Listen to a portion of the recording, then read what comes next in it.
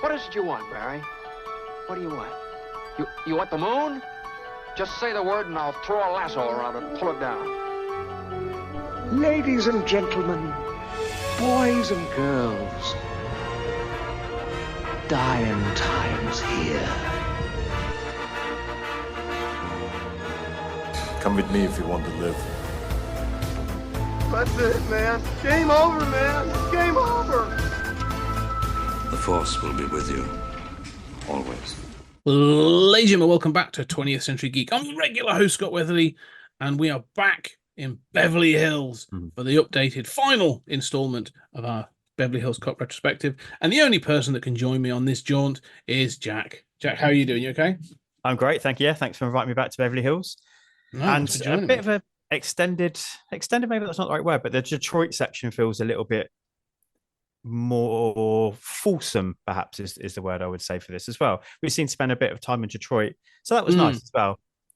You know, we've been talking just before we start recording, kind of like things going back to their roots, and we discussed Beverly Hills Cop 3 and how that went a little bit off the rails. Yeah, sort of pun somewhat intended, I suppose, in terms of roller coasters and things. But yeah, you could feel in this that they're trying to kind of imagine that one almost doesn't exist to a meta point, which I'm sure we'll talk about. This wants to be back in that old kind of Axel F. Beverly Hills Cop era, doesn't it? It does. Yeah, it's interesting. It definitely wants to be. Mm-hmm. Okay, yeah, I like the emphasis there. Yeah, and I like the effort, but it's the energy I think that's I don't know. We'll get into it. I mean, the plot is exactly the same as any other Beverly Hills Cop film in this case. Yeah, you were in my head all the way through watching it. It was like, oh yeah, Scott's point there, tick. Yeah. Scott's point about the formula there, tick. Yeah, absolutely. Yeah, I mean, this fits the template. In this case, it is Axel's daughter, who I am assuming, it's never confirmed, but is the daughter of the woman he was with at the end of Beverly Hills Cop 3. Yeah, she's not even named, is she? No, but it's quite clear that they obviously moved out to Detroit, but moved her back to Beverly Hills after a divorce. So that's, it's mentioned, it's covered, a life has been lived between those things. She's now a defense attorney, and in defending this guy who has been sort of targeted as a cop killer, having killed an undercover detective, she's looking for defense against him and is targeted by a group of rogue police officers. And when her life is under threat, her father, Axel Foley, comes to her aid once he's notified by Billy Rosewood. And all shenanigans ensue that include introducing Joseph Gordon-Levitt as a new sort of foil and Taylor Page as Jane Saunders or Jane Foley. Which felt a little bit Die Hard. That's really interesting. Die Hard 4 was in my head. Yeah. Yes. Where actually, there's really good points in Die Hard 4. And Bruce is still being proper John McClane in that movie, but we have to go up a notch. We have to go up a level. Yeah. This has that sense. I agree as well with the helicopter stunt and some things like that where it feels we're having to push the action beyond what we've done before. Yeah. Yeah. But it also, more than 3, I mean, these have all been comedies. Yeah. And we've said, I still think the first one is the sharpest 100 comedy. The second one is good, and I think it stands up, and I think I really enjoy it. But I think as we said, there's a sort of an underlying something going on with that film. It seems there's a little bit of like an angry edge. Could have been Tony Scott, could have been Eddie Murphy. 3 just felt kind of lazy. And we know what the pace Eddie Murphy was at when he was making it. Yeah, exactly. Yeah, like we pointed out several times throughout that there were places you're like, why isn't it ad-libbing at this point? This feels like the perfect opportunity. This feels like closer to those first 2, most definitely. Yeah. And there's definitely more ad-libbing. There's more sort of like snark, and it has that sort of feel to it. But there's still that sort of family-friendly softness a little bit. Yeah, I mean, it sets the stall out quite early, doesn't it? When we have like the Detroit montage, which I really enjoyed that actually, because it was kind of like almost like 8 Mile, like that kind of, it's the rundown. So we get that nice contrast to Beverly Hills later. the kid who's in the basketball court, maybe I think he Yeah. says "fuck you, Foley," and I thought, oh, okay. Early on, we've got a "fuck you." We're saying this is R, but I agree. It slowly starts to soften, and actually, we know they don't film movies in order, but across the runtime of the movie, I feel like Murphy kind of Runs out of starts to, steam. he does, yeah. It's Yeah. almost like it's been filmed in chronological order. By the end, he's almost back to not quite Beverly Hills Cop 3 levels, but he's definitely got bored. Yes, and that's a really interesting point because there is a point at this film at which it definitely feels like it not goes off a cliff. It never goes off a cliff. No, but there's almost like, as it should be ramping up. Like the energy should be building up, the pace should be building up, and it kind of feels more and more forced. yeah, I'm guessing. I don't know. Think about it. Like all the early stuff is kind of what we've mentioned before. I mean, almost like Sherlock Super Cop Detective Foley, where like I immediately know I find the matchbook straight away. And this one, I find the camera in the car straight away. That's when he's got the energy. It is almost when it hits that, you're right, that third act when it should be kicking on. Maybe that's the stuff he's less interested in. Do I want to be doing these big stunts? No, not really. I want to be doing the fun conversations and the. That said, I think the shootout. I know I'm jumping all the way, but the shootout is good. It's probably the best action scene in all of the Beverly Hills Cop movies. I think all four. The final shootout. Yeah, I think so. I think yeah, I agree. I think there's some really good stuff in it.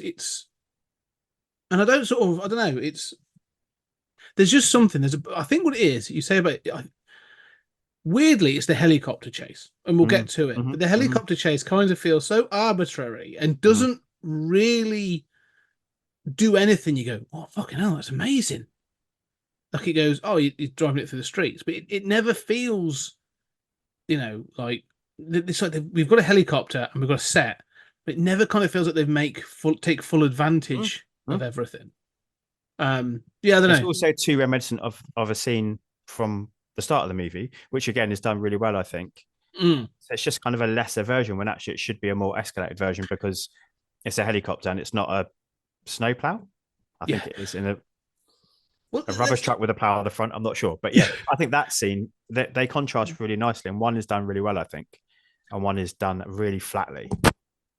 Yeah, I think that's a really interesting point. Though. Let's get back to the beginning because I think that's like sure. Yeah, sorry. No, you're right because I think one of the things is you say they spend more time in Detroit this time, more so than any other film, and I like the fact that they realize that they've got to re-establish Foley. Because I think the first film gives you quite a bit of time in Detroit. You get to know his friend and they sort of reconnect and he goes to a bar and there's all that kind of conversation. This reestablishes, like, oh yeah, that was 30 years ago or 40 years ago, really, for the first one. But like, so we're now looking. Foley's a known commodity in the city. Like he's clearly, he's done some shit between 3 and this film. People know him. The police know him. People like him, or like some of the police sort of crack jokes at him as he's driving around the city. That kid tells him to fuck off because he's letting fireworks, and it shows that Foley has notoriety at least, which makes total sense. And this is one of the things that's always bothers me about these kind of films. Lethal Weapon, Bad Boys, all these other things. Like they go on these mad, crazy adventures, and then they're not known. Like these are hero cops. These should be all over the place.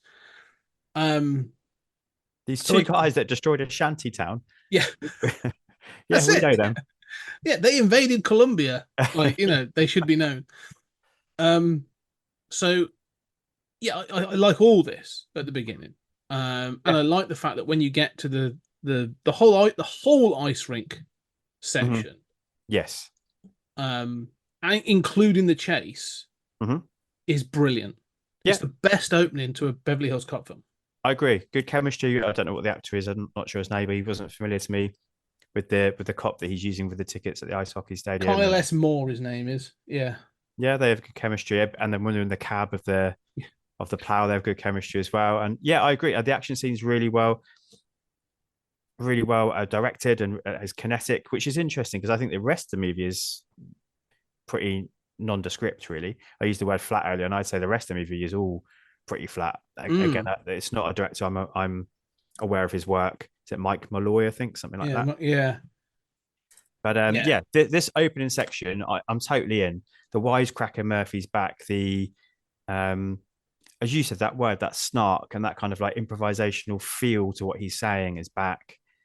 He's like in the cab, like trying to cut off the captain, isn't he, or the new captain, as it turns out. Yeah. So all of that is working for me. You're right. I really enjoy the opening sort of 20 minutes, maybe. It's quite goes on quite long. Yeah, 15, 20 minutes. I mean, it's a good whole setup. Like everything with. I say the chemistry's good. I wouldn't have minded if it would have been just them two. Like this was good. Oh, we're going to go Lethal Weapon style, just in Detroit, and it's Foley and Woody. I'd have been like, cool. I'm in for that. That's been quite good fun. Yeah. The jokes about him being in the Negro. His grandfather was in the Negro Ice Hockey Leagues, and there's some really good stuff. Yeah, they do that accent conversation, don't they? Like you can do mine, but I can't do yours. Yeah. No, you can't. That would be racist. I love that. It's great. So there's some really clever. I like the dialogue. I like some of the improv when like Foley goes back into the changing rooms and he's pretending to be a goalie. Like I'm like, oh, this is Foley. This is great. All this is like top level. And as you say, the chase is really well done. It brings in the music. Like it feels like an 80s movie. It does. I felt like I was watching an 80s action comedy. And it's inventive as well, to have this kind of snowplow versus these like ATVs. So you have this different dimensions, different heights, and this kind of meta commentary all the way through, which at this point I think works. Doesn't work all the way through the movie, but at this point I think when it's that idea of no, Foley, you are known for causing damage to property, and I think he gets called a swashbuckler later, which is great. So all of this really works. The sense of like, no, you're not allowed to do this anymore. This isn't the world we live in anymore. Like you can't just drive around wrecking things, which is really fun thinking back to those movies you and I grew up watching. Yeah, because it feels like it's tapping back into that. Yeah, and I like the fact they bring back Jeffrey, Paul Reiser, and his response when he's presented with the information, he's like, "Oh yeah, no, Detective Woody thinks it's this and this," and he's like, "Does he now?" Yeah. And it is like he hasn't solved a crime in 5 years. And yeah, it feels good. And then the end he just says, "Good night." He's like, he knows what's going to happen. He's like, "I'll deal with this in the morning." Like, it feels inevitable what's going to happen. So I really like the idea that he's got promoted all the way to the top as well. He's still down at detective level. Yeah. So that kind of Top Gun Maverick thing as well, isn't it? That sense of like, you keep getting yourself in trouble, so you are going to stay at that level. It makes perfect sense.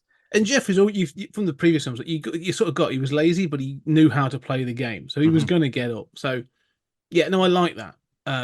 And even the dialogue the day after that between them two, the chemistry between Murphy and Reiser is good.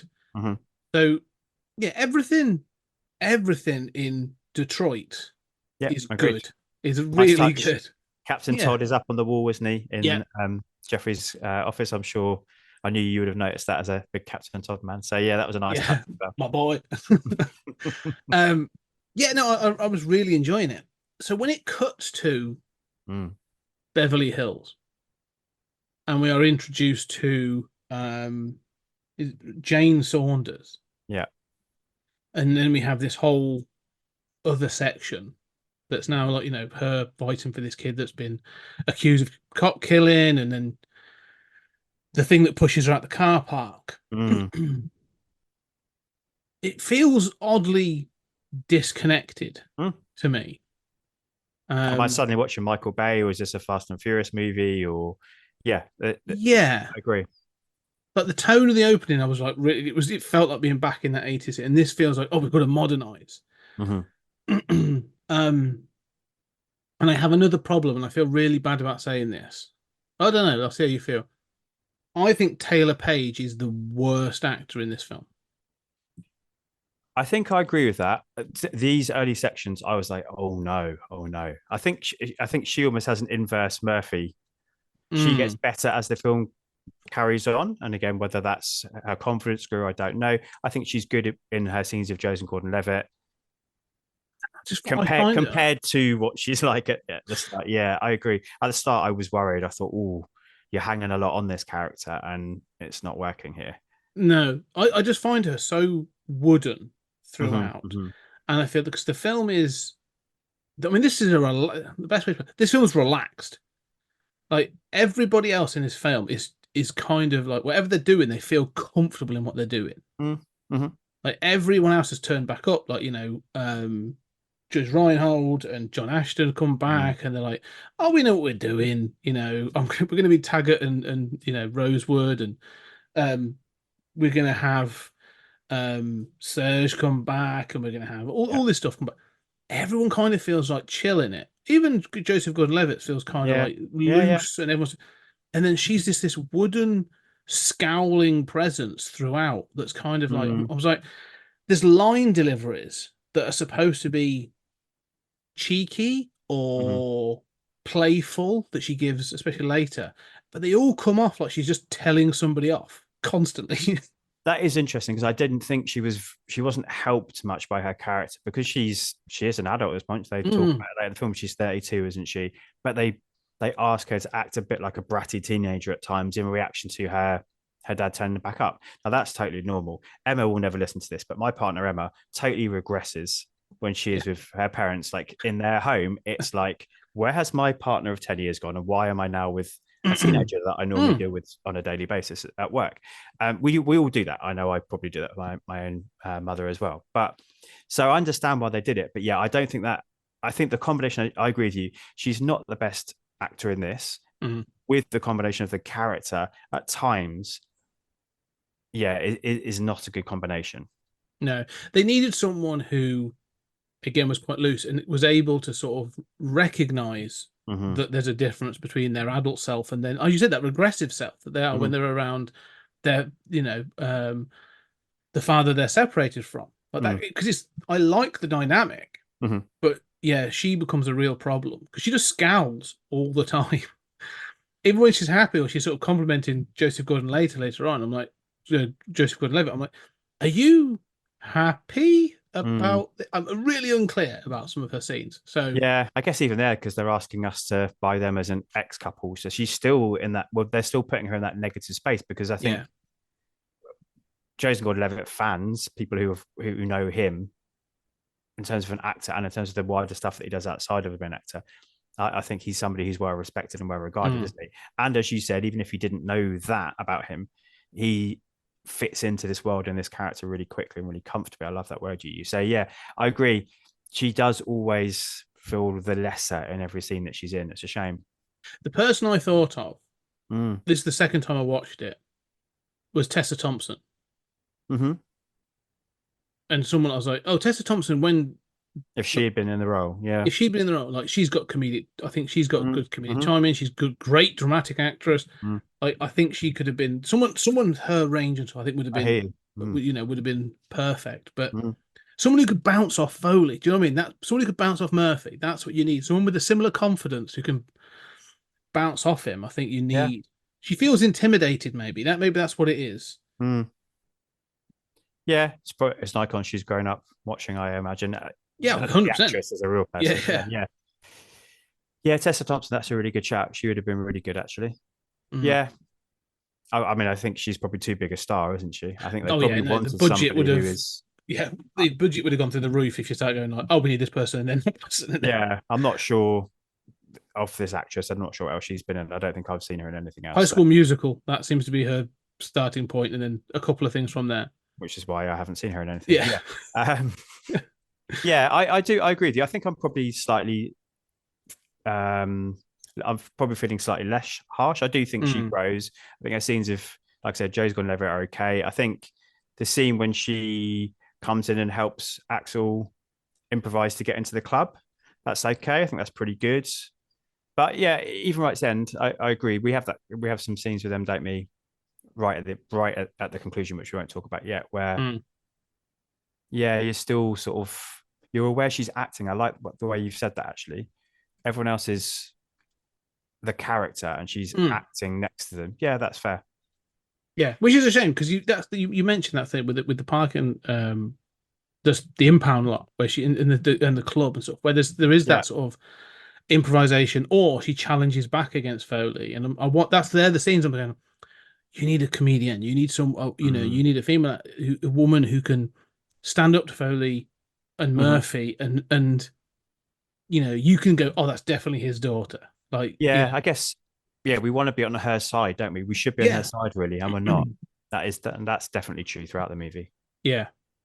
Anyway, we'll stop bashing her because I think we'll move on. Because I do like this to say, going back to Beverly Hills, I think they tried to re-establish Foley as a Detroit boy because he's got the blue car from the beginning, he's back, and he rents a wreck when he gets to Yeah, because Beverly Billy's not there Hills. to pick him up, is he? Yeah. Yeah. So all that, I like and all that. Mm. Let's talk about Billy Rosewood, Mm. Judge Reinhold, and Is it John Trihold or is it Mickey Rourke? I couldn't tell. yeah, Something's happening. He's morphing into Mickey Rourke. yeah, they are kind of blending. Yes, well, it's Beverly Hills. That's Well, yeah, good point. that's what That's what happens happens. there. Yeah. What about his trajectory though, of leaving the police force and becoming a private investigator? I mean, I think that tracks, doesn't it, with Billy? Because when we see his office, his apartment later on, maybe both, I'm not sure. He's still got his Rambo posters up. He's got the is it the Bowie knife? I think The it's Rambo knife. the Rambo knife and stuff. So that tracks. He wants to be a lone wolf, doesn't he? I think that's well planned. I think that's well thought out. Yeah, no, I agree. I liked it. It felt like I was thinking, because the last time we saw him, he was like the head of the Yeah, interdepartmental border green line thing. and he was never going to go higher than that because that's just not who he is. Not in Yes. Beverly Hills anyway. So yeah, it makes sense to me. I think that he's gone down the lone wolf. He's a bit disenchanted with the police force. He's disenchanted with the system, and he's doing his thing. I agree. I think it feels kind of right. Yeah. For him. And again, we've said this thing before that one of the things this does that I like is that life has happened between the films. Billy is actually pretty close with Jane. Yeah. And he's still very close with Axel, and they've been friends for decades and all sort of stuff, and that feels real and authentic, and that's so I actually kind of like all that stuff as well. Yeah, agreed. And then obviously we have the subplot, don't we, with him and Taggart falling out, being a cause of him leaving the force. So yeah, agreed. I buy all of this, and I agree with you. I feel like whether these actors have stayed in touch or not, I don't know, but I buy that the characters have completely that, and I buy immediately in the interaction with him and Jane that he has this kind of fatherly feel for her, or like the uncle feel for her, I suppose. 100%, he's looking out for her, but also he recognizes her skills and her talents, and they've been working together, haven't they? So that's a really nice touch. That's a really nice moment as well. Yeah, and I think that's the thing. This one thing this film does, it feels well thought out. It kind of knows what it is, and it knows where it wants its characters to be. Yeah, well, and the formula, like we've been talking about for 4 films now, mostly for 3 films, it doesn't quite work as well in the third one, does it? But you kind of want it here, I think. You certainly expect it, and then when you get what you expect, it doesn't feel bad. You're kind of happy to be following these plot beats. But yeah, the development of the characters, I think, has been thought out well, and as we said, like it doesn't require you to make leaps. I don't think it all feels very natural. It all feels like an organic evolution of who these people were. Yes, yeah, 100%. I agree. Yeah, organic is a really good word. Actually, I think the parts of this film do feel organic, at least for the start. Like we'll get into some issues towards the end, but it's not a really bad reason for him to, like. I think we said in the third one. Sorry, I cut you off there. Like, no. I think where I was going, I got lost, and it suddenly came back to me. In the third one, it feels forced, doesn't it, for why he comes back to Beverly Hills? We said in the second one, actually, that was well done. That was well thought out there. Here again, it feels well thought out. That they've had the separation, and then she's gone back to Beverly Hills because that's the only other place that Foley knows. So it's Detroit where it's dangerous, or it's Beverly Hills where it's safe. So of course she's gone there, and then so all of that feels. Let's use that word again. That does feel organic. I totally buy all the reasons why he ends up coming back to Beverly Hills. It doesn't feel forced here. No, there's no. It feels like the minimum contrivance for this to come together. So, yeah, I'm still well within. Still well on with this film. she's obviously been attacked. The thing is, what's interesting is her thing is about getting this kid off, who's been accused of shooting the undercover cop. And it becomes a bit of a sticking point and it becomes a plot point later, but it's quite clear that so Axel's entry is, I want you to be safe. Coming to protect his daughter. And the best way for him to do that is to deal in the big picture. So he starts looking at where's the threat coming from? Not just getting this kid off, but where's the threat coming from? Yeah. And then very quickly we are introduced to Did the klaxon go off at all? Was there flashing red lights? Yeah, well? I was going to say. Yeah. Kevin Bacon walks in, twirls his moustache. Yeah, absolutely. And becomes the villain of the piece the moment he enters the film. He really does. I think he's sort of sat on the sofa, isn't he? Sitting back in a total like bad guy pose.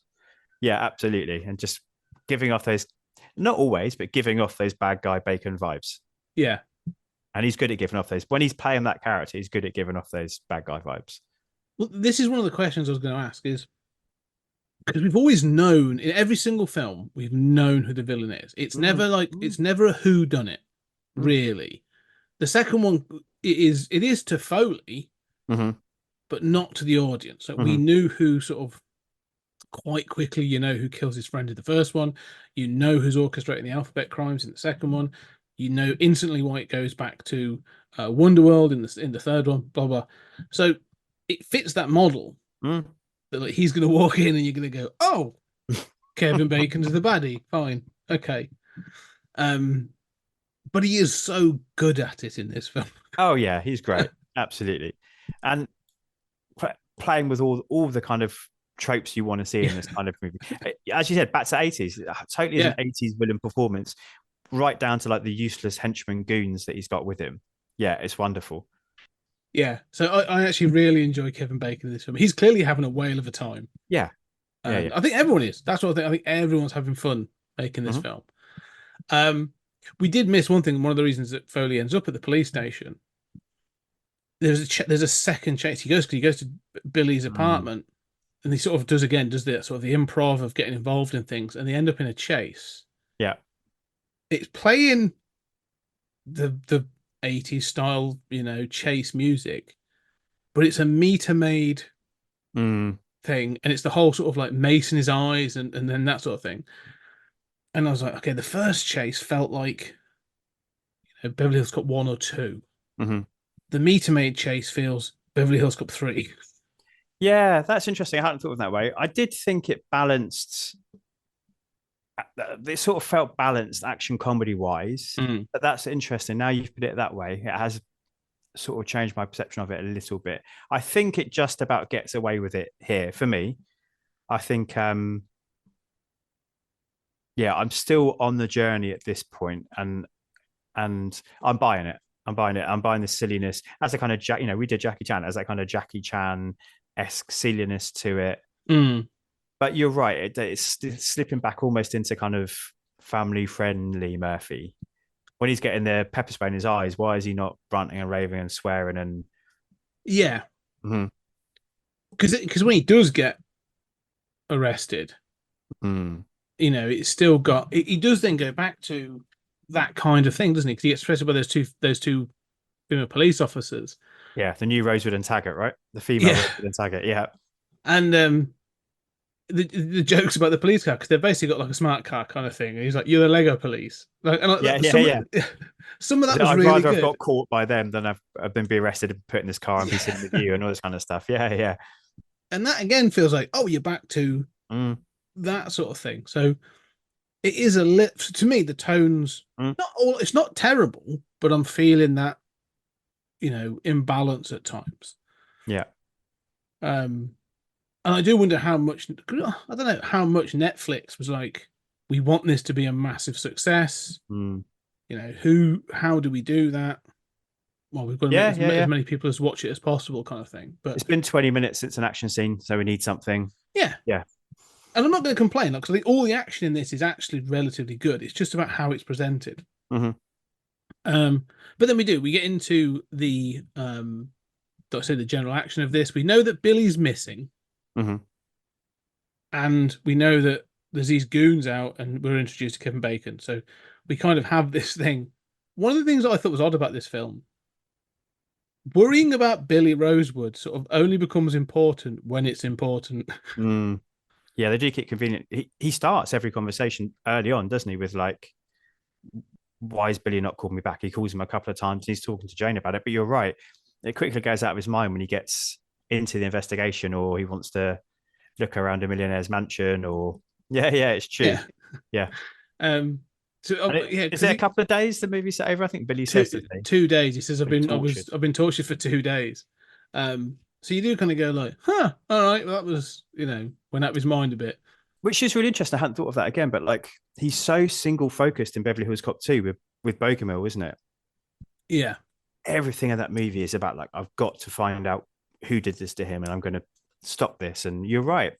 And they even make a point of saying that in this film. Yeah. This feels a bit looser in terms of like, I guess his motivation is torn, isn't it? He has got protect Jane, find Billy. I mean, that's sort of. But again, it's all fine, and we are introduced to Joseph Gordon-Levitt as Bobby Abbott, which is like an interesting. I like Joseph Gordon-Levitt. I always think he's a good presence in the film he's in. I think he's a really good actor. And I don't know, but like, he's good in this, but it feels kind of like an odd choice for him to be like, oh, you're going to play second fiddle to Eddie Murphy. He does seem to have taken that decision in his career, though, doesn't he? Particularly in the last 5, maybe a bit longer years. He seems to have stepped away from potentially being any kind of leading man, and he's more interested in these kind of smaller or character-based roles. Even when he's the leading man, I can't think what the name of the film was. It was like a plane like disaster style movie. Oh, of course, yeah. And he's basically the only character in it. But even though he's the protagonist, it's still quite a small scale budget and kind of a cult movie. So yeah, I agree. I always found him a really interesting actor, right the way back from when him and Shia LaBeouf sort of feel like they came up at a similar time. Yes, and both hit real early, and at that point, in different ways, felt like the next wave of big stars. They were kind of the next Will Smiths and Tom Cruises, and they were the people that could go on and inherit those kind of crowns. They've gone in different directions, obviously. It's a very different direction. Yeah. I thought he was good in this. I liked his look. Yes. That helped, I think, because he's still got that boyish face, so the beard helped. And I did think, actually, it's kind of a Serpico beard. Perhaps, true. We've got Michael Mann's Heat 2 coming out. Maybe there's a place for him in that. I think he could, I'm not sure he's quite Al Pacino, but I mean, I think he could probably, I wonder if Michael Mann can see Axel F and put him on the list maybe alongside I think it could work. I think it'd be interesting to see. Yeah. Yeah, probably about the same height. Yeah, I agree with you. He feels too big for the role, but it's always nice to see him. Yeah, that's it. He feels like he's too big for the role. But for me, my first introduction to Joseph Gordon-Levitt was Third Up from the Sun. Yeah, of course. Yeah. So and I've always loved John Lithgow, and I love that comedy. That was a great sitcom. So to see him in that, and then to see him come up, and he is a really good character actor. And again, he feels kind of loose in this. Like he feels comfortable. Like he's like, okay, we're playing. That's true. Yeah, doing stuff. And so, yeah, I'm enjoying everybody's. And you're right. He works probably best with Taylor Page. Yeah. When they're together, she feels a little looser and stuff. I think maybe she was intimidated by being the opposite Eddie Murphy. I think I bloody would. So, as again, sort of, we get to the investigation. Yeah. How did you feel about his meta line? It made me chuckle. It's good. Yeah. He goes through like, there was 84, then 87, and then 94. Not your best, not your best. Yeah. It's a nice little. It's one of those things that. Oh, firstly, what did you think? Did you? Because I don't think I laughed out loud a lot in this movie. I found it mirthsome, but I definitely laughed at that line. It got me actually completely. I was like, yeah, all right. I like what you're doing here. I think I can see that it could be. You could go the other way with it. Yeah, I think it could be bothersome to some people. But yeah, I think I was bought in at this point of the movie still. So But it's quick enough. Like it's yeah, not laboured. It's just sort no, of like, and it's a really good point of, and it does one of those things in movies that I love as being a stupid continuity thing, but films don't do it all the time. mm-hmm. Is he opens the file and there are photos? It's like, well, that's not a photo. That's just a scene from the film. Yeah, I love it. It's like they've got it in a frame on the on the cabinet or in the bedroom, and it's very clearly from 2 minutes before. Yeah, absolutely, it's awful, isn't it? But funny. I love stuff like that. Like one of my favorite ones, like Star Trek, used to do this all the time. Because we have footage, and it was edited like from different angles. You're like, only one camera. Yeah. No, see, it flies past. This film never labors the nostalgia too much in the way that I think other films have. So I appreciate a quick nod every now and then. It's going to give us one more very quickly with Serge. But again, that doesn't feel, because he's been in 2 other films, he doesn't feel like they've gone, oh, bring back that character. Again, it's like, oh, okay, no, I think this makes sense. And he doesn't outstay his welcome either, and he's kind of paired up with another broad comedy performance. So, yeah. Yes, yeah. So, yeah, what did you think of that? Because the investigation is we've got to get into this house. He's been Foley's been doing his thing, casing the joints. He finds the address, doesn't he, in Billy's apartment. He finds the address, doesn't he? Then they go to the car impound lot, don't they? And know that there's an SD card that's missing. So yeah, and so then he's casing's right away. What is it called? He's on a stakeout, isn't he? Almost like watching the address, isn't he? And they decide to use the next door neighbor who has got their house up for sale. And he's like, I know someone in Beverly Hills, and that's Serge, isn't it? Of course, we all go, yay, Serge. Yes. I really like the scene. I also really like the actress. I wrote her name down, Nassim Pedrad. Yes. Fun enough. Now, having been listening to you quite a lot recently on your other show, I now know that you don't like New Girl because you mentioned it in a whether you remember or not, in a podcast you did with Julian on Stories Out of Time and Space. I do really like New Girl, and she becomes quite a key recurring character in that.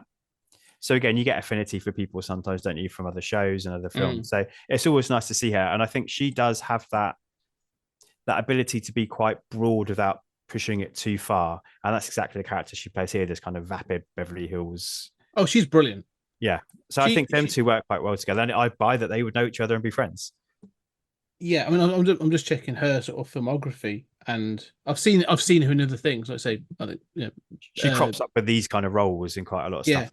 Yeah, I was convinced she feels like a Saturday Night Live alum. Like she's got that flavor, and so definitely. a lot of what she's saying in this house scene feels ad-libbed. Like she's just going for it. Everyone's reacting to it. I think she's really funny.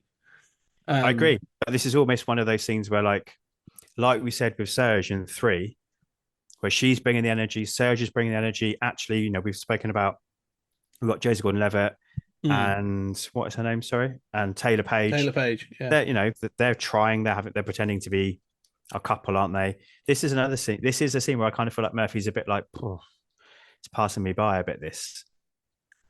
Yeah, but it's just a group scene. This is like an ensemble scene, and there's some really good lines in it. And some of the line delivery, like her going backwards and forwards and talking about this. She says something about it's got bathrooms, and they go, "Yeah, we use them." And she's like, "Me too."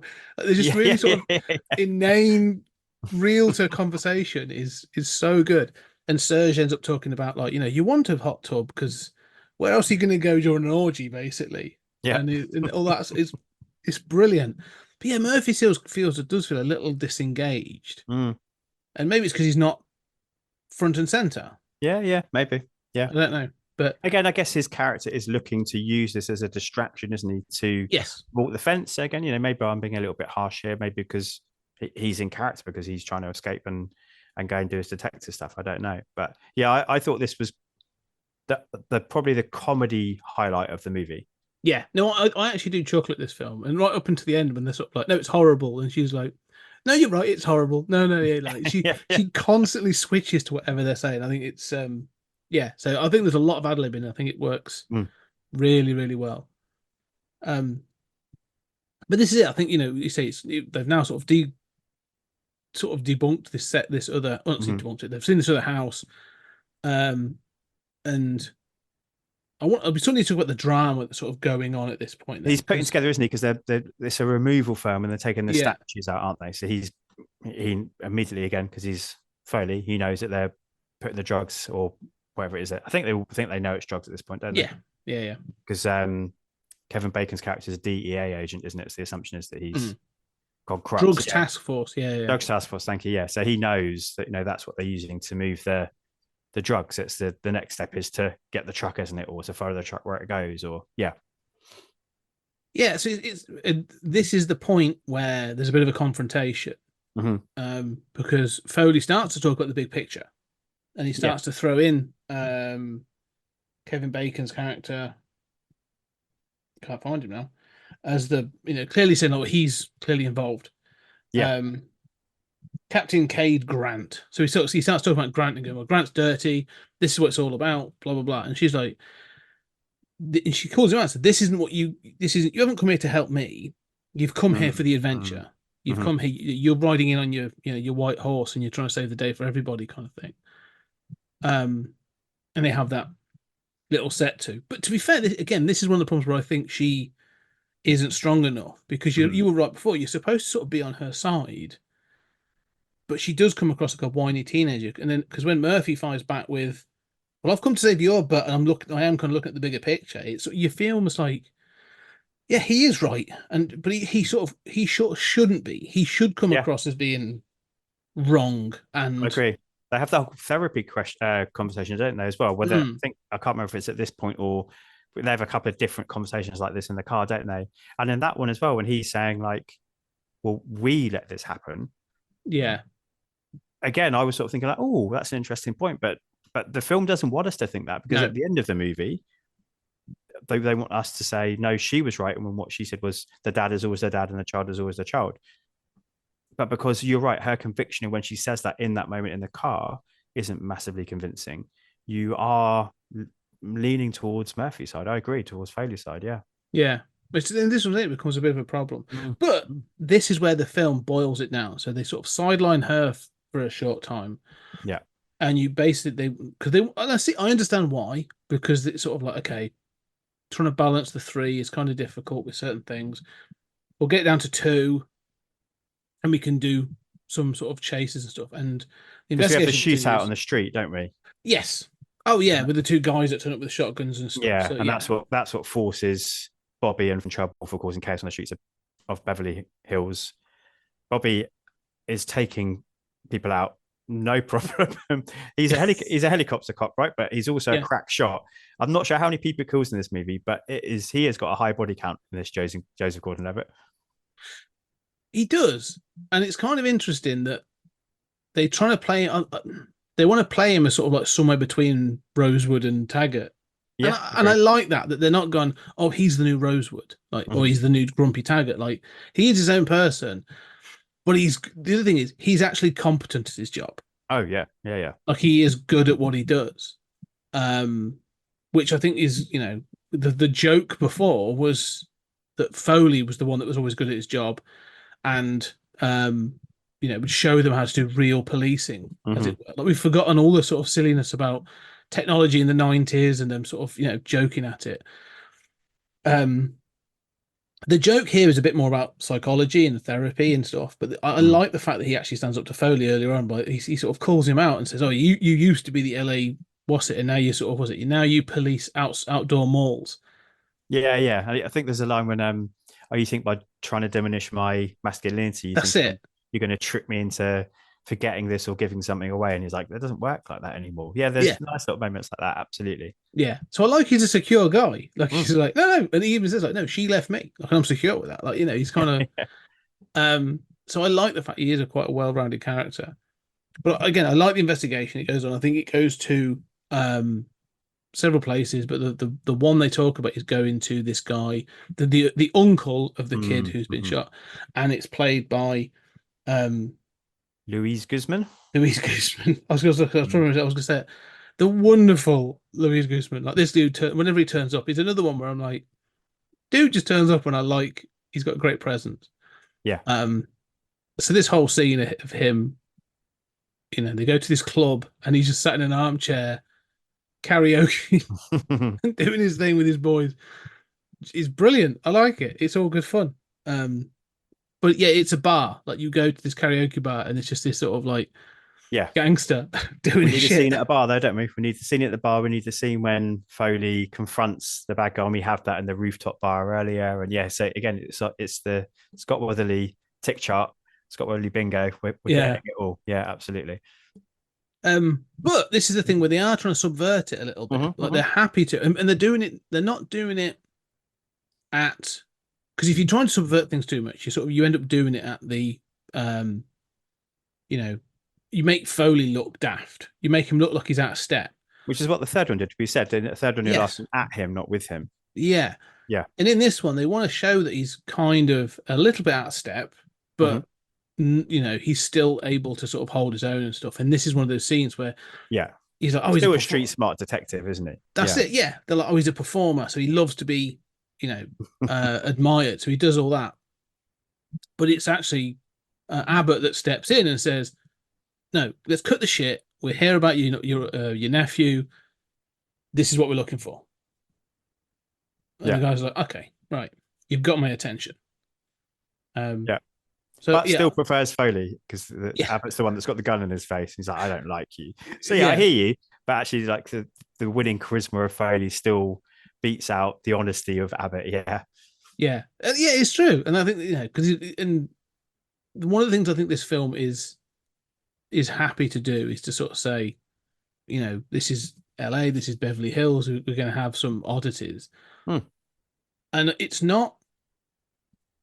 How to put it? I think when you go back, when you meet Serge for the first time in the first film, he is, is not so much a one-note joke, but it's an 80s cliche, isn't it? Sort of like he's other. Yes, I know what you mean. Yeah. That's a bit simplistic, but I know that's I understand what you're saying. Yeah. It's like he's the camp one. He's the camp gay one. It's almost like Hollywood in Mannequin is like, a character, but also the other kind of thing. Yeah. This film sort of says, oh no, Beverly Hills is filled with these others, and they're all fine. Like, we're gonna have the realtor's crazy, but like she still seems to be incredibly good at her job.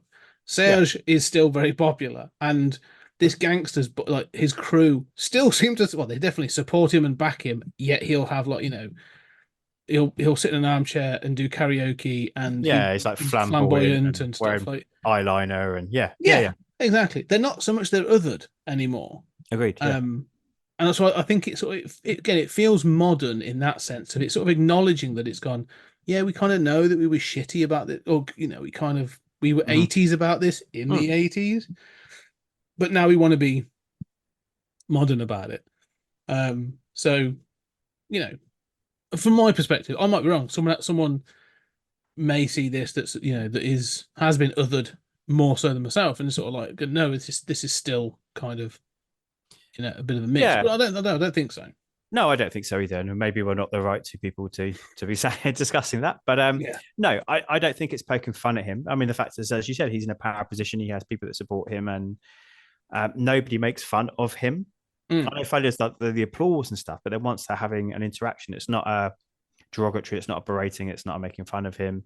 It's understanding that he's in a powerful position and they need his help to get to the next stage. So, and there's no gay jokes. No. Which, if this was like even 15 years ago, there'd have been something about him being a fruit or him being. You know what I mean? Agreed. Yeah. So I really like that they've gone. Oh no, that's not acceptable anymore. But we can still have fun and have these characters. Anyway, they leave. This ends up in them being arrested because they are framed, or Abbott at least is framed, and Grant and his crew turn up to find that there is heroin in the boot of Abbott's car. And so they get taken to the police station to be questioned. And we get some confrontation sort of thing between Foley and Grant. And all again, like, it's a nice scene. It's good. They're both are on top form, both are working well with each other, both know the assignment of who they're playing. I think that scene worked really well. Yeah. And that's it. I think I saw something recently about Kevin Bacon and his assessment of where he was when he was making Tremors. And and he felt like he was slumming it making Tremors. He thought like, my career should be doing this other show. Why should I be making monster movies at this point? But he had, I think he had like his kid and his wife had been ill, so he sort of needed the money. But he now looks back on that as one of his favorite films and one of the best times he had on film. And I kind of feel like there's a point where I think Kevin Bacon's one of those actors. He's done some serious stuff. Like he's done some really good stuff. Like, in the sort of in the 90s, and then got to a point where he was like, yeah, that was really good fun to just do like wacky shit. So I'm going to go back to just doing that. And so I love him. I just think of his later career has definitely had those moments where you're like, oh yeah, no, it's Kevin Bacon, brilliant. Like he's going to do something, he's going to be Kevin Bacon. So yeah. So I like all this. There's a great joke when he leaves, and we've learned that Foley can undo his handcuffs. Mm-hmm. You'd said Die Hard before. You made a reference to obviously this, like similar to Die Hard 4.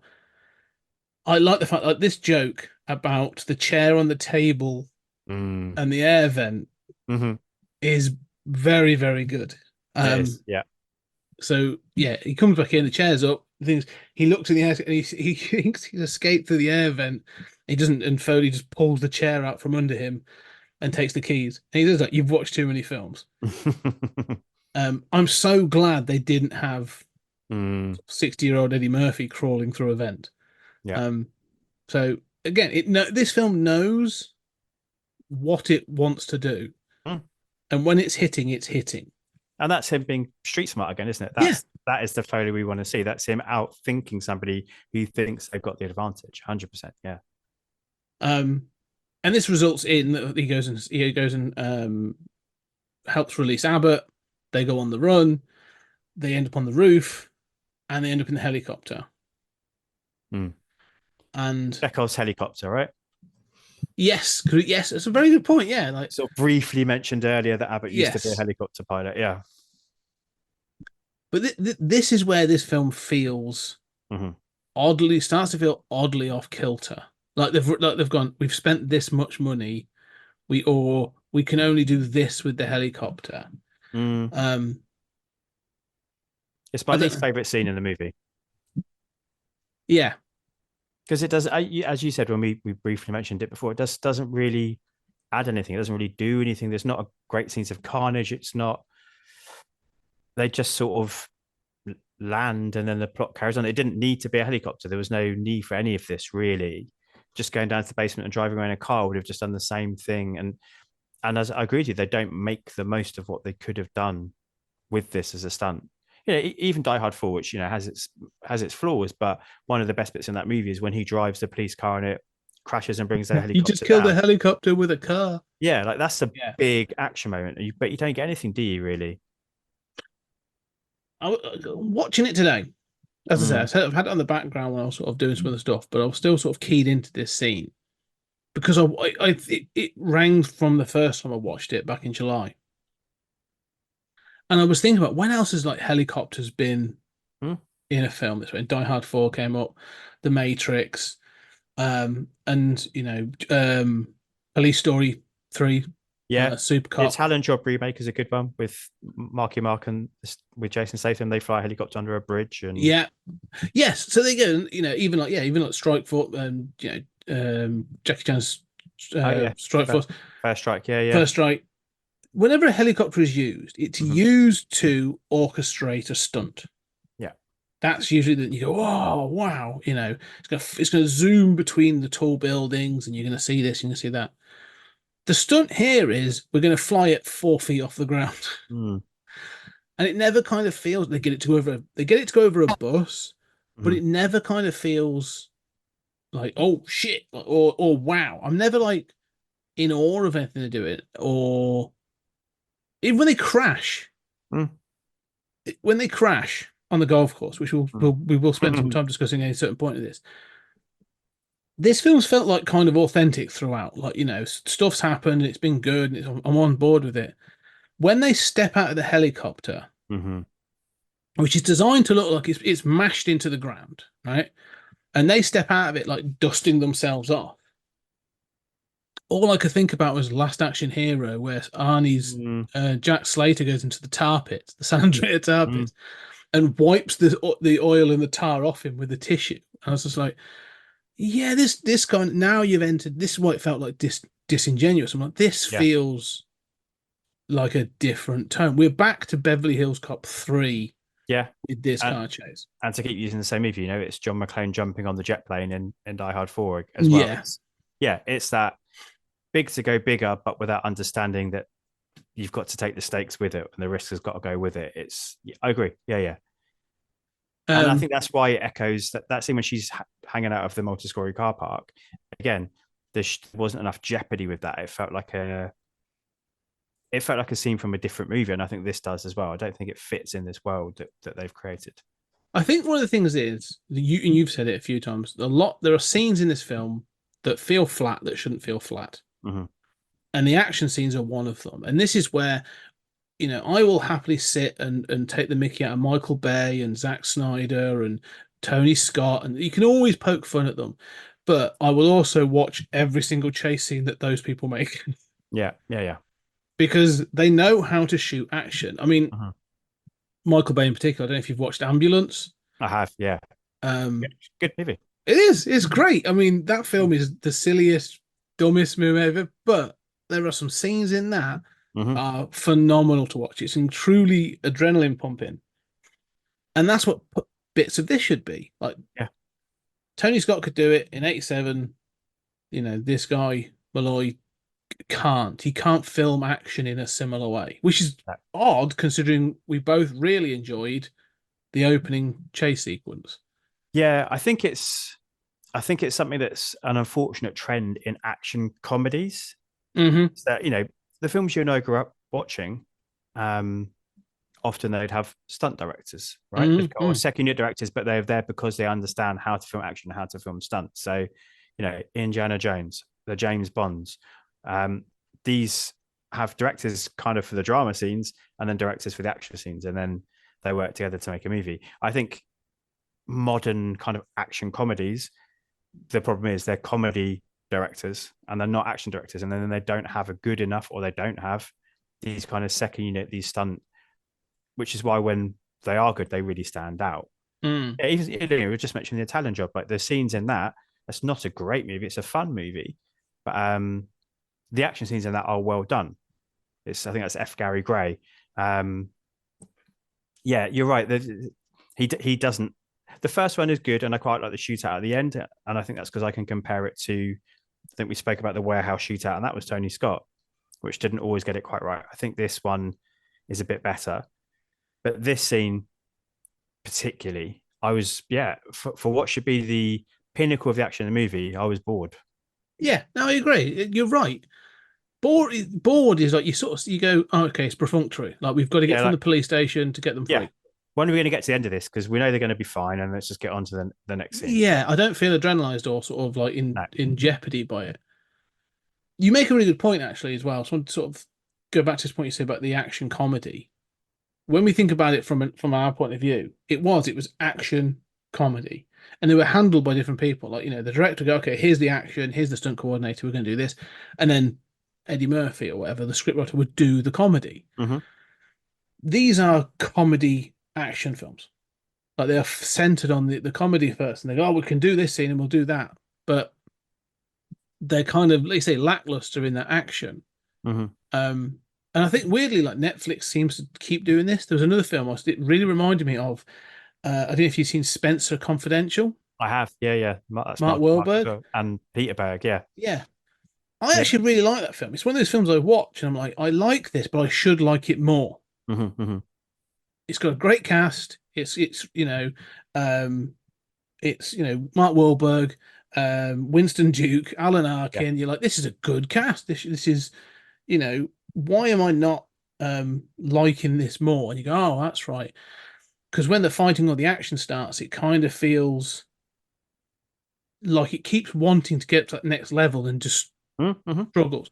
And that's what I'm sort of feeling with this scene. And it's kind of what I felt with the Meter Maid scene as well, where I'm like, okay.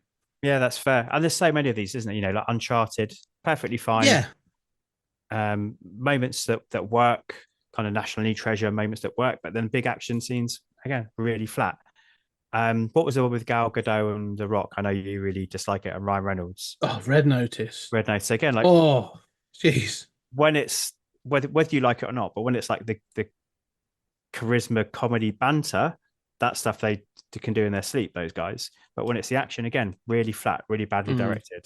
I just think it's a curse of the kind of filmmakers which are drawn or given these kind of movies. One of the odd ones I will throw at you, so mentioned Ryan Reynolds, because I've seen 600 Grand as well, which is, I think was Michael Bay, and that was just an odd experience all in one. So I'm not sure. But this thing of comedy, Ryan Reynolds, which obviously with Deadpool, I think, they've nailed that combination, like the superhero action. I don't know if you've ever seen The Hitman's Bodyguard.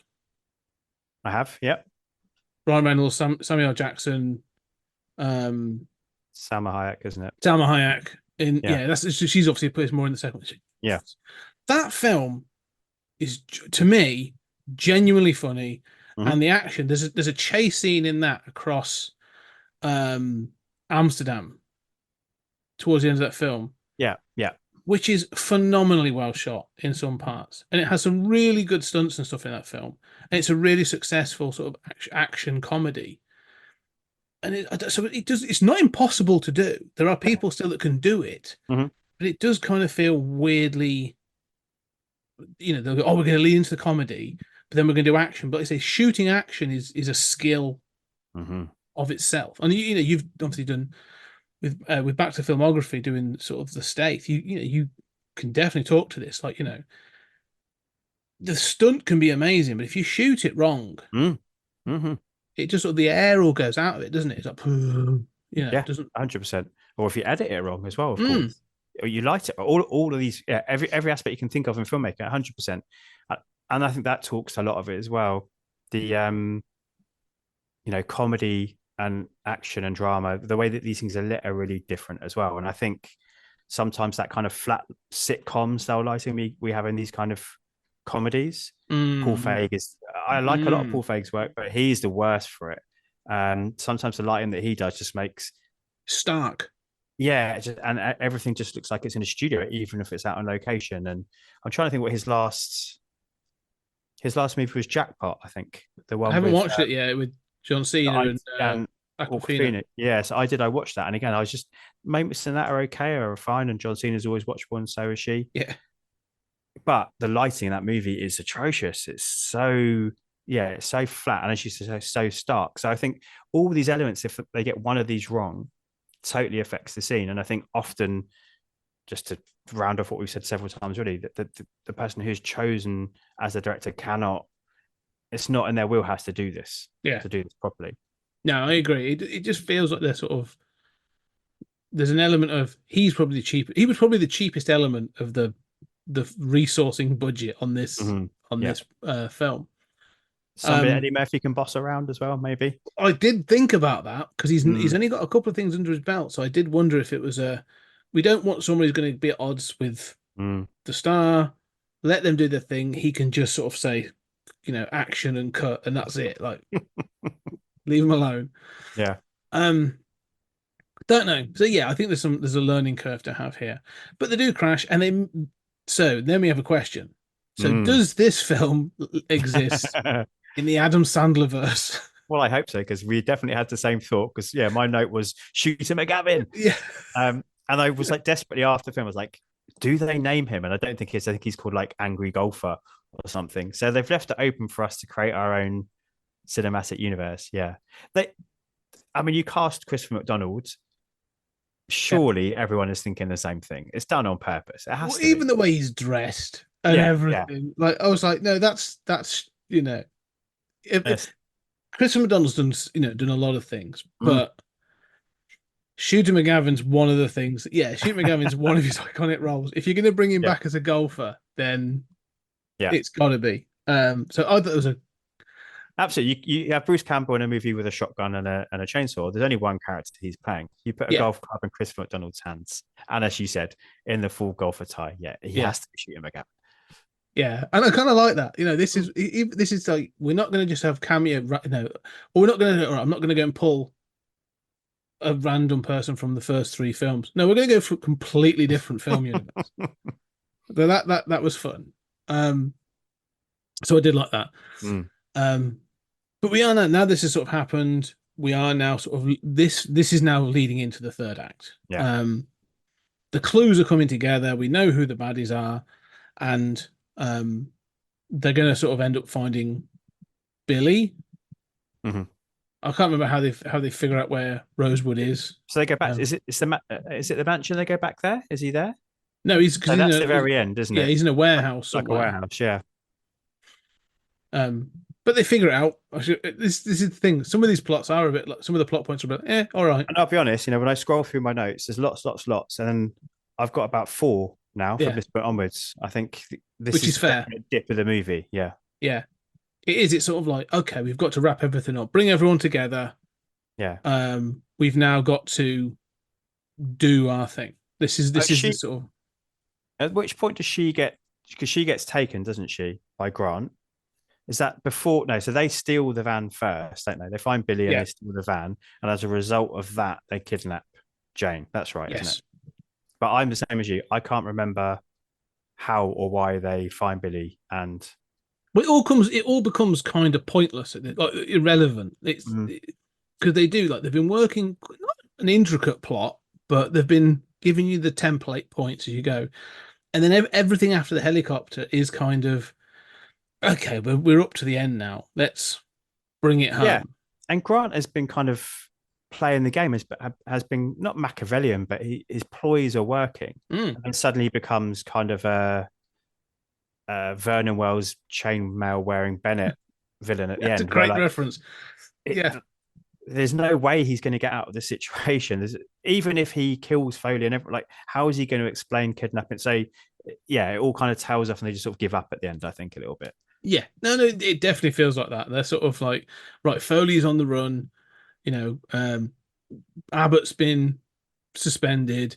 Right, we've got Rosewood back in, and he's, private eye. So they're 3, rogue elements. They're outside the law. All fine. So, and then they are driving the truck. I do like the 3 of them in the truck because Billy's like, I missed you, man. I'm glad you're back, and all that kind of stuff. And there's a great bit. There's a line that actually again made me chuckle when they're like, right, we're into it. Like, let's go. And Abbott's line was like, there's not a seatbelt in the middle. Yeah, it's a good one. Yeah. So all this is, again, it's kind of good, but it feels like, it's been loose but comfortable up until this point, where now it starts to just feel kind of chaotic. Yeah, it's the longest of all the movies, isn't it?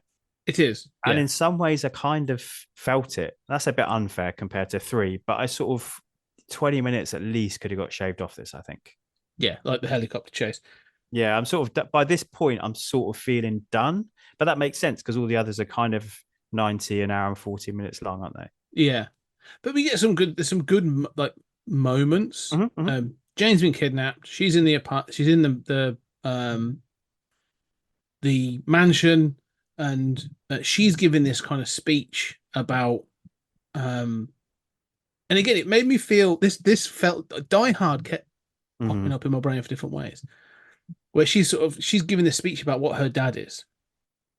He's he's obsessive and and while she's saying it focuses in on Foley. And I was like, that's a nice shot, actually. I like that. That's quite a cool shot.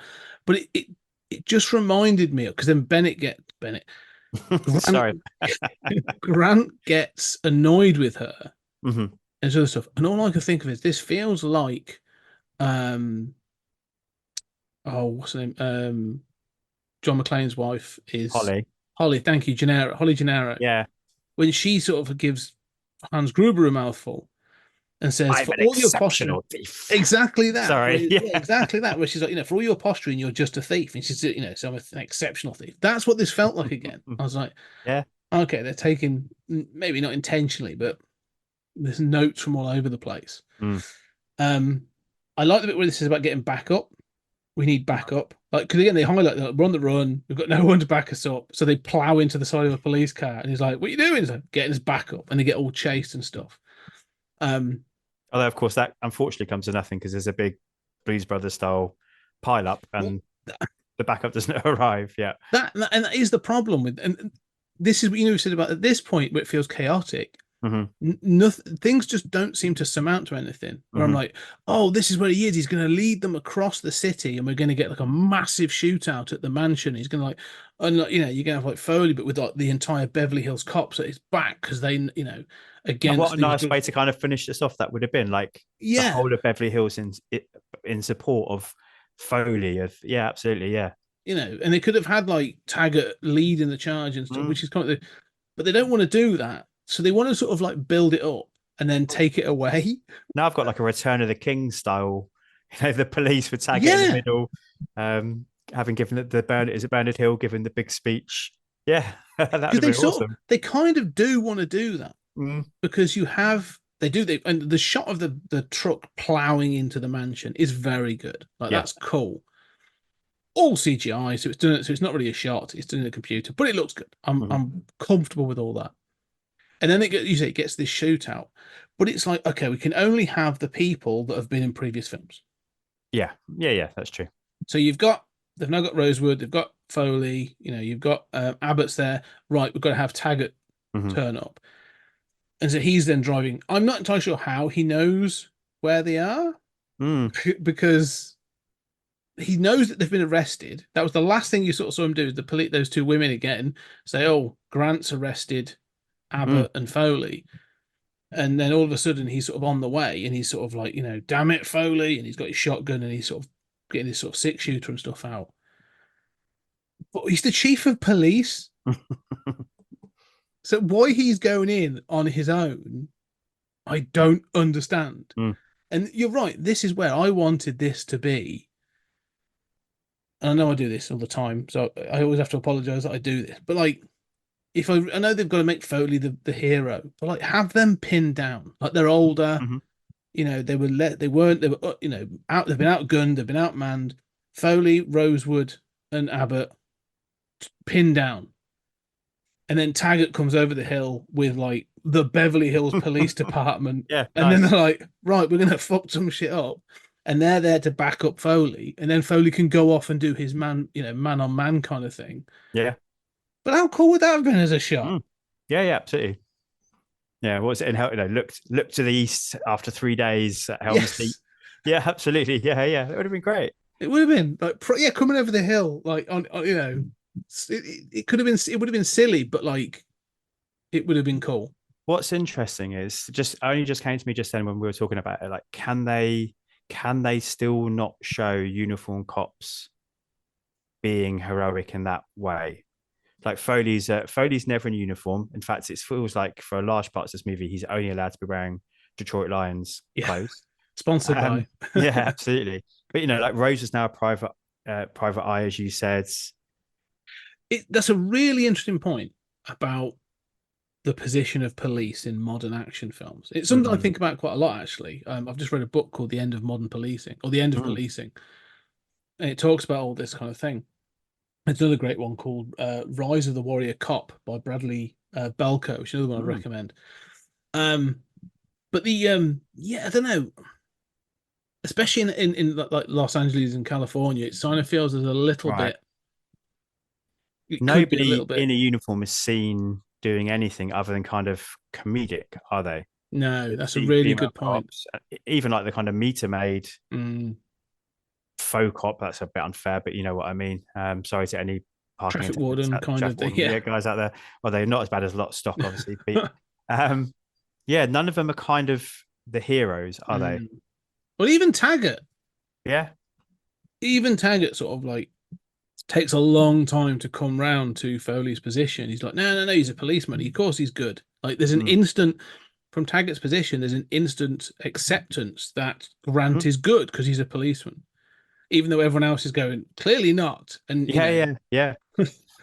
And Joseph Gordon-Levitt's Abbott, he's kind of, the sensitive modern guy cop. So he's not in that model of what we've looked at a lot in these kind of movies. Well, even he ends up doing the right thing and gets suspended. Do you know what I mean? So he's turning his back on the system. Yeah. No, you make a good point. Maybe that's not possible at the moment or ever. I don't know. Yeah. road cops are the only ones that we can get ourselves behind. Road cops that shoot people in the head and shoot first, and they're the only ones we're allowed to see be quote unquote heroic. Yeah, that's a really good point actually about that, because I think there would be an uncomfortableness about that.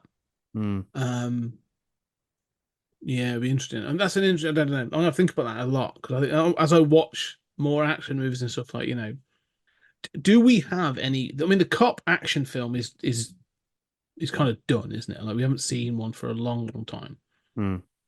So I do wonder if you're right. I don't know. I'm gonna think about it. Literally came to the moment as we were talking about, because I thought same as you, I thought that would be a great image, but then I suddenly thought, oh, a wall of uniforms. Yeah, that's going to play real different depending on who's watching it and the audience. Yeah. Is it even worse if you have? I'm careful. If you have like Eddie Murphy as a sort of as a black entertainer at the front of that as well. Yeah, exactly. I did think the same thing. Yeah. Yeah. So no, maybe they thought that, and then we're like, oh no, we can't do that. That's a bit too. I mean, maybe that was a note from Netflix. We were like, no, thank you. Not or Murphy now. himself. Like, no thanks. That's a really interesting point. But they do have the shootout, and you do get sort of like the reunion of Taggart and Rosewood, and they kind of sort of start to make amends. There's a great line when they're sort of like hunkered down. He gives them the guns. He's like, let's just jump. Let's just go out there and shoot them. And Taggart says, well, you're crazy and I can't move. So Jane's got her skill set that she's learned from her dad, of course, so she can get out of handcuffs, which is very handy. I like that because but that's nice dropped. Callback. Yeah, they've dropped that earlier on. That's how he sort of showed his affection for her, was showing how to sort of do these street cop. Get out of a trunk and yeah. So no, that was nice. But it does boil down to the shooting at the end, and Grant takes a shot at Jane, and of course Foley takes the leap and takes the hit. And then Abbott comes in and kills Grant. This is one of those things you say about they can sort of kill. He gets shot in the face, like he shoots getting back in the head. And I always wonder when I watch these films, and again, maybe as I've gotten older and sort of, you do start to question them. Like, could he have just shot him in the knee?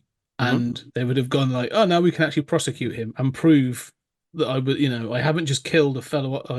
He was bent a corrupt officer, but I haven't just killed another police officer out of hand. Like, it's only their 3 words about what happened in that room. Absolutely, yeah. So, yeah, I don't know. It just his suspension is not ending anytime soon. Let's put it that way. Yeah. Exactly. He might be joining Billy in Rosewood Investigations. Yeah. But that's sort of the end. We get, it then sort of culminates with Rosewood and Taggart shaking hands, and they're sort of bringing this to a close. And then we get to Foley in hospital, and being offered a dinner, but Jane's coming to see him, and he's snuck off for a burger. How do you feel about the resolution coming together for this? I think it doesn't do anything unsurprising. Now I'm thinking about it and we're talking about it, it gave me a kind of another reference, Last Boy Scout kind of. You've got Damon Wayans and Bruce Willis kind of walking across the road, and that kind of that casual conversational way at the end, like, surf's up, motherfucker. yeah, exactly. Yeah. Like, things are sort of resolved in their relationship and where we're going to go from here. I thought it was fine. Again, I think it felt organic. It felt natural to where these characters would end up. I didn't think we needed the next scene when although I quite like seeing those 3 back together again, because we haven't really had it at all this movie, not as a trio, but it sort of felt like nostalgia leaning in too hard. It felt a bit like overkill. So I think I probably would have preferred it, and I hear all your stuff about Jane, but probably just ending it with Foley and Jane crossing the road. Oh, I agree. No, fade out. I would have put that scene in the car mid-credits.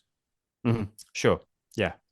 Do all your big sort of like Eddie Murphy, do all your sort of your credits come up, and then it have those 2 sat in the car. an end with Murphy doing his bit. Like, that would have been a cute little. Yeah, there's got to be some Stinger. outtakes from this, right? Like, where's our outtakes credits, and then pause for the mid-credit scene, and then just normal credits. That's what we needed. Yeah, And I agree, because it should have ended with them two walking across the road. That was the end. And again, this feels like a studio note. Yeah, agreed.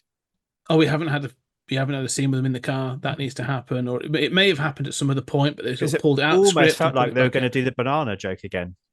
We calls him Sarge as well. Yeah, he does, doesn't he? That is weird. Yeah. So it really felt like, this was an add-on. It's nice, but I feel like it should have come later in the credits, like a little bit of a stinger.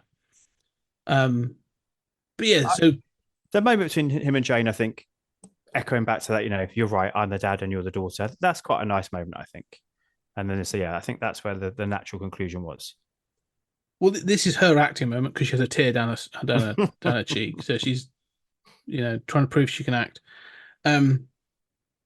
Yeah, and I like that. I think it does. It resolves things. I think it brings things to a sort of a new baseline.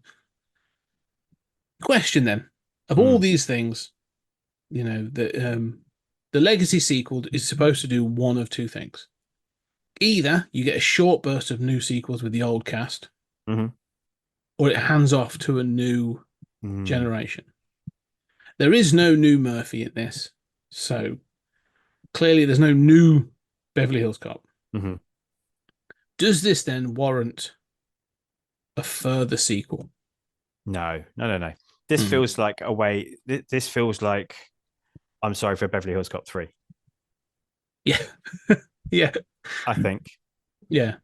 Is this a bit like Terminator Dark Fate, where they're sort of like, only the first two happened?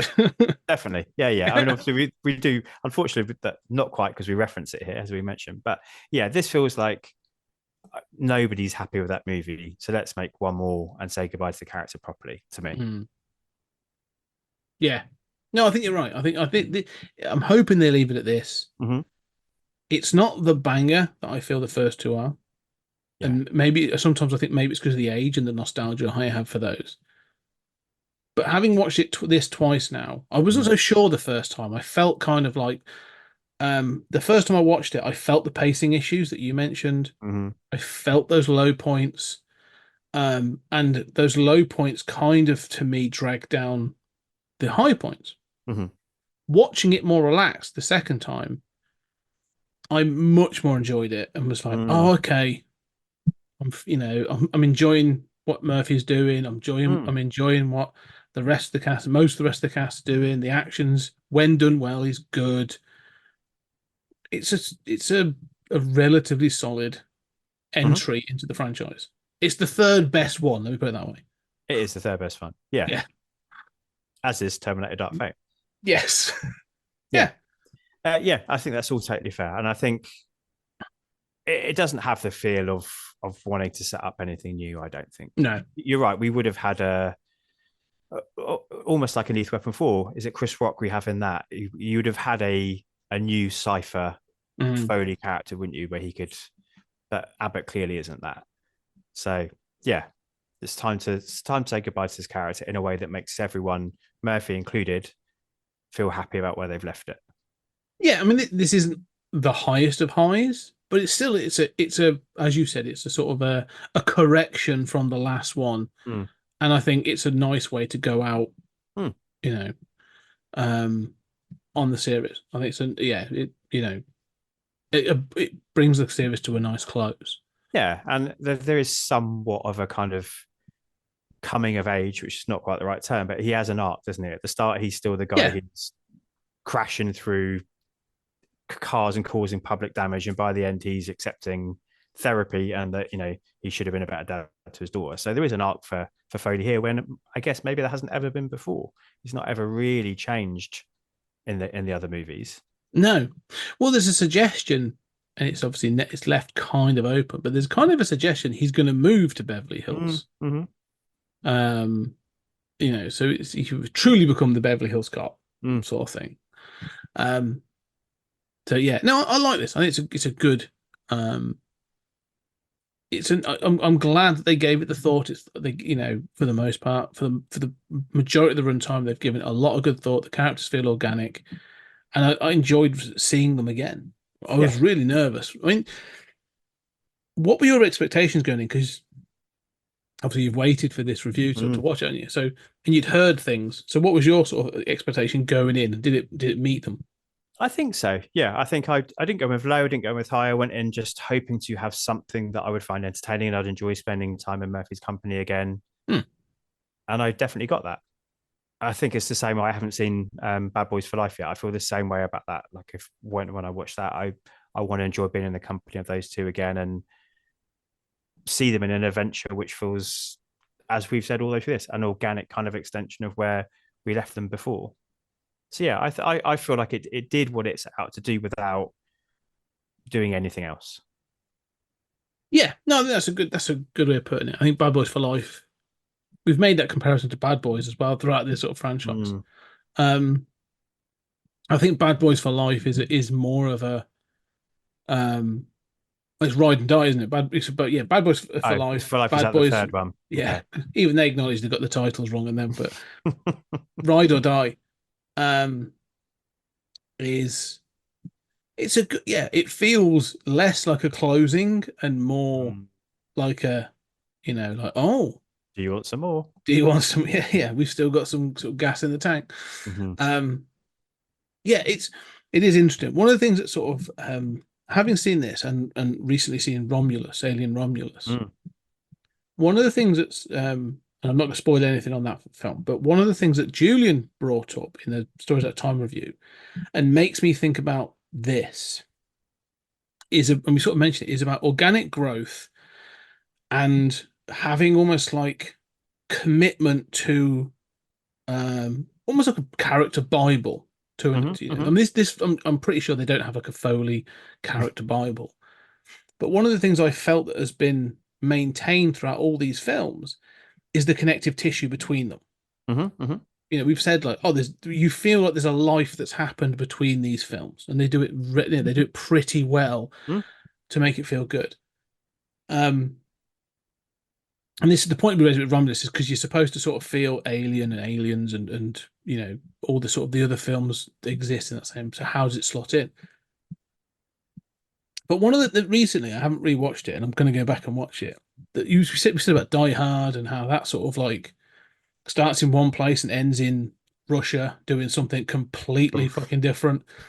But there's always been those series that have done that thing, and I even feel that with like the police stories. The police story was sort of like it was. We said like there's quite a tight weirdly like a tight continuity, at least for the first couple. But so these legacy sequels, like they have to honor what's come before. One of the ones I'm really curious about is the Shaft series. Oh yeah, okay, yeah.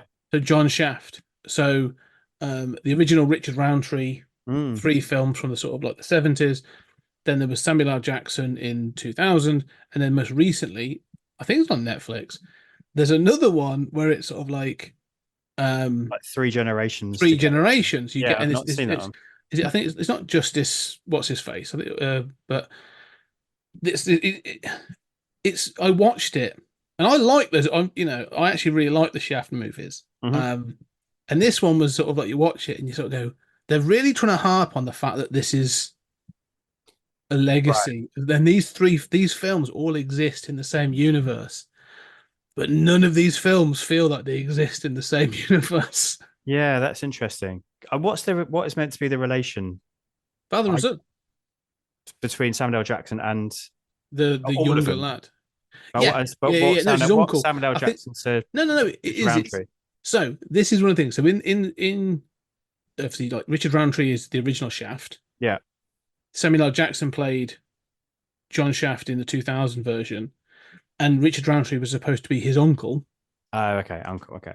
However, it is then revealed, spoilers for a film that no one should really watch, Shaft 2019, maybe, something like that.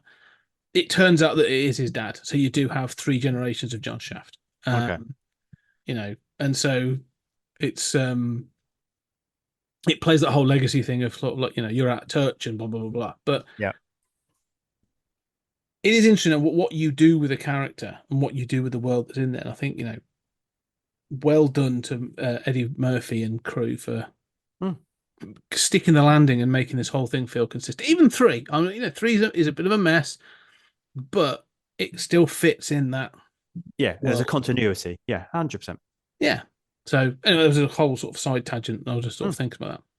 Well, Any final you know, thoughts? you've started me off. Yeah, that's my final thought now. Is that you know what you've done to me? Is that now my brain is going, oh, should I go and watch all the Shaft movies?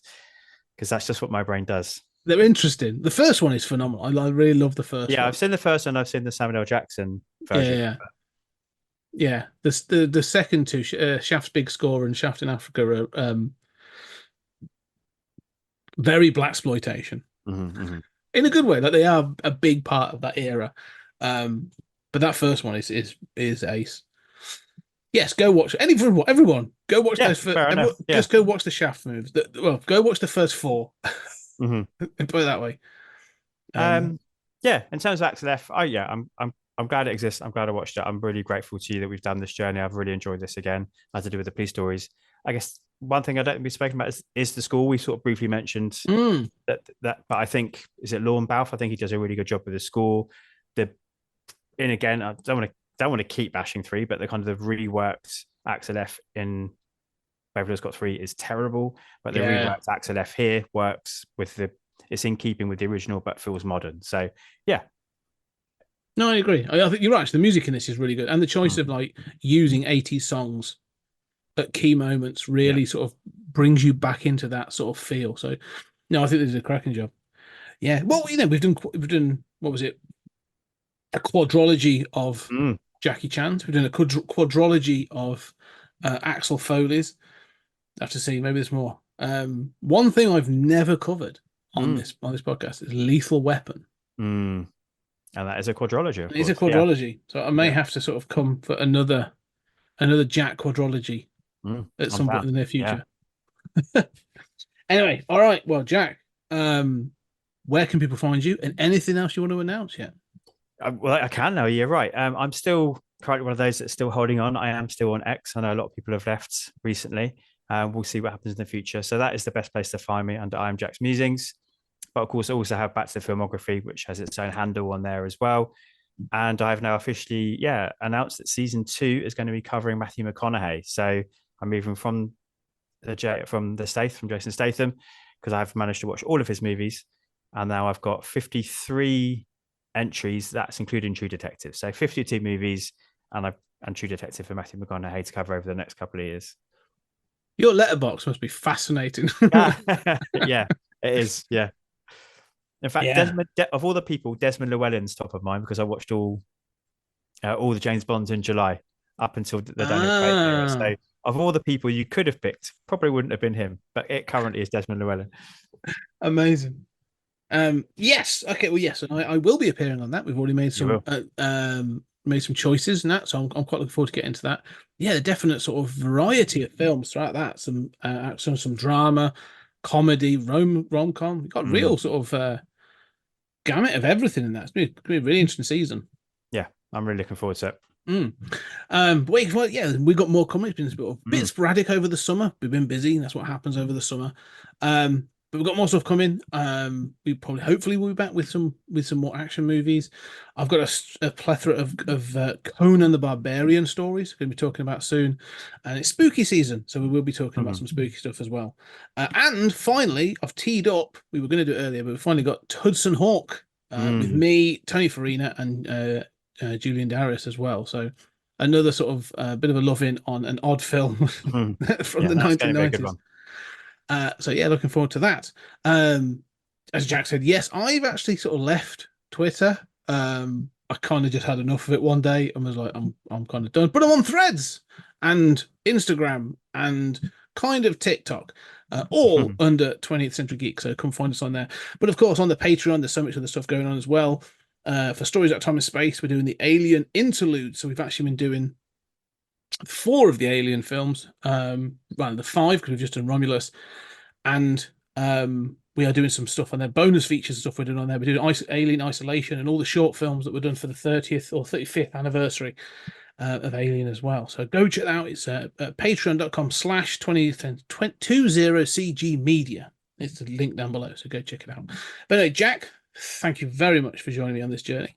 Thank you again. Yeah, And ladies and gentlemen, we shall see you again soon.